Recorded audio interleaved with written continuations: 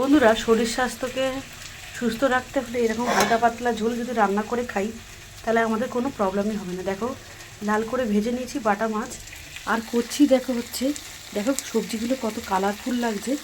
এই দেখো বন্ধুরা, সিম, বিনস, মটরশুঁটি, আলু আর গাজর দিয়ে, টমেটো দিয়ে পাতলা করে মাছের ঝোল করছি। ফোড়নে দিয়েছি জিরে দিয়ে, তারপরে ভালো করে গন্ধ বেরোলে জিরের থেকে একটু পেঁয়াজ ফোড়ন দিয়েছি, দিয়ে সবজিগুলো ভালো করে দিয়ে নুন হলুদ দিয়ে ভালো করে সাঁতলে নিয়েছি। আর বাটায় দিয়েছি আদা, কাঁচা লঙ্কা আর জাস্ট একটু জিরে, এই দিয়ে মাছের ঝোল করছি বন্ধুরা। এখন গরম আসছে, দারুণ কিন্তু খেতেও ভালো হবে আর শরীর ভালো থাকবে। তোমরা রেসিপি দেখতে চাও যে কীভাবে করছি তোমাদের শেয়ার করি, ঠিক আছে? এইভাবে হালকা করে ভালো করে সবজির সাথে মশলাগুলো ভালো করে নাড়িয়ে চাড়িয়ে নিতে হবে, তাহলে কিন্তু ঝোলটা ভালো স্বাদ হবে। তেজপাতা বা অন্য কোনো কিচ্ছু ফোড়ন দিইনি, কিন্তু একটু স্বাদ মতন একটু নুন, চিনি আর হলুদ তো দিতেই হবে, এটা নর্মাল মশলা, ঠিক আছে? এইভাবে কিন্তু জ্যান্ত মাছের ঝোল সব রকম মাছ দিয়ে করে খেতে পারো তোমরা, শরীর ভালো থাকবে। আর গরম জল বসিয়ে দিয়েছি, এটা ঝোলের মধ্যে দেবো।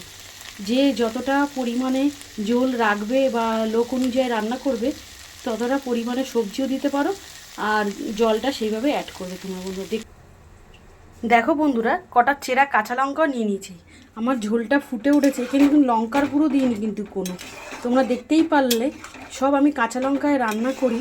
তা বলে কি তুমি বলবে বন্ধুরা যে দিদিভাই আমি কোনো দিন কি রিচ খাবার খেতে পারবো না? নিশ্চয়ই খেতে পারবে। প্রতিদিন যেটা আমাদের খেয়ে অভ্যাস করতে হবে সেটা হচ্ছে স্বাস্থ্যকর খাবার, ঠিক আছে? আমি মাছটা আর চেরা কাঁচা লঙ্কাটা ঝোলের মধ্যে দিয়ে দিলাম বন্ধু। এবার দিয়ে ঢাকা চাপা দিয়ে প্রায় 10 মিনিট ভালো করে আঁচ সিম করে ফোটাবো, তারপরে 5 মিনিট জোরে গ্যাসটা জোরে দিয়ে ফুটিয়ে নিয়ে নামিয়ে নেবো। তোমরা ধনেপাতা চাইলে দিতে পারো, কিন্তু আমি কিন্তু ধনেপাতা এই ঝোলটার মধ্যে প্রেফার করি না। কেন বলো তো? এই যে জিরের আদার গন্ধটা ভীষণ ভালো লাগে। আর আছে সাথে বন্ধুরা, দেখো এই যে এই টাইপের লেবু, এটা হচ্ছে ভিটামিন ডি থাকে লেবুতে, হ্যাঁ দেখো এটা ইমিউনিটি পাওয়ার বাড়ায়। আমি প্রত্যেকটা রান্নার মাছের ঝোল করি তখন এই লেবুটা আমার থাকেই পাতে। এই গরম পড়ছে, এখন লেবু দিয়ে ভাত, লেবু দিয়ে ডাল, লেবু দিয়ে মাছের ঝোল দিয়ে খেতে কিন্তু দারুণ লাগবে বন্ধুরা। এইভাবে টাটকা মাছের ঝোল তোমরা করে খেলে আমি কথা দিতে পারি বন্ধুরা, সব ফেলে এই দিয়েই ভাত খাবে। আর প্রত্যেকটা মানুষের ঘরে বাচ্চা, বয়স্ক মানুষ সবাই থাকে।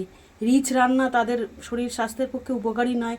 এখন ঘরে ঘরে মানুষের সবাই রোগ ব্যাধি এটা সেটা লেগেই থাকে, তো শরীর ঠিক রাখার জন্য এরকম খাবার খেতে হবে, ঠিক আছে? রাখছি ভিডিওটা, সবাই সম্পূর্ণ ভিডিওটা দেখে লাইক কমেন্ট করবে।